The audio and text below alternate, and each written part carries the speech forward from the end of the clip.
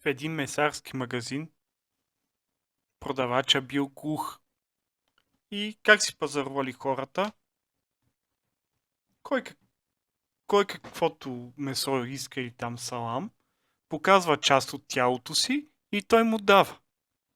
И така влиза един, вади си оная работа, слага я на тезгяха и продавача му дава едно парче шпеков салам.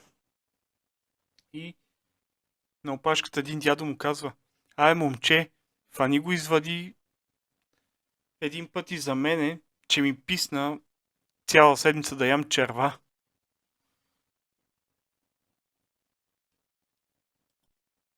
Ако теб не те бива, включи се в колектива. Колектива най-добре прикрива, че теб за нищо не те бива. Науката доказва, че жените са най-хубави след 40 години, а мъжете след 100 000 долара. Най-новата клетва. Дано синът ти да вземе жена от Тергена. Бездетна влюбена двойка отишла при ходжата да им бае.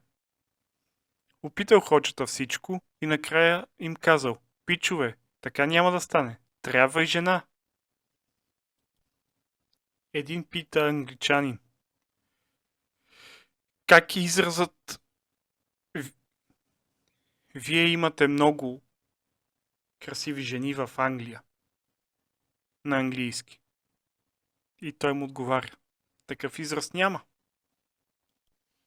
Най-големите женски лъжи. Аз не лъжа. Беше намалено. Боли ме главата. Готова съм след 5 минути. На времето една баба, къде лееше куршуми, ми казваше: синко, куршума оправя всичко. Еротично е, когато я галиш с перо, но е извратено, когато я галиш с цялата кокошка. Младеж гадженца, тя му казва: ще се качиш ли горе с мен? Той отговаря: ми да, ще се кача. Тя го пита: а предпазни средства носиш ли? Той: защо? Какво има горе? Двама си говорят и един пита: брат, коя е най-запомнящата се фраза, която са ти казвали след секс? Той отговаря: а да видим друг път дали ще крадеш ябълки. Каква е разликата между приятелски разговор и клюкарстване? Приятелски разговор е, когато 3 жени си говорят на кафе, а клюкарстване е, когато едната от тях си тръгне.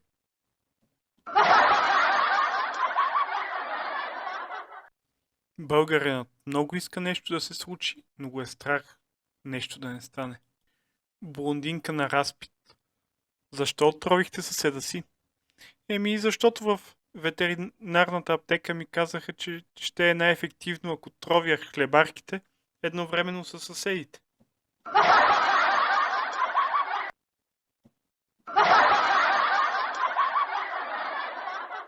Любимите ястия на Ергена. Сандвич с нещо и салата от всичко. Всички английски крале досега са яздили коне. Единствено Чарлз III язди камила. Котките са първите геймъри. Те преди нас са измислили как да играят с помощта на мишка. Докато се страхувахме, че интернетът ще повреди децата, то телевизията повреди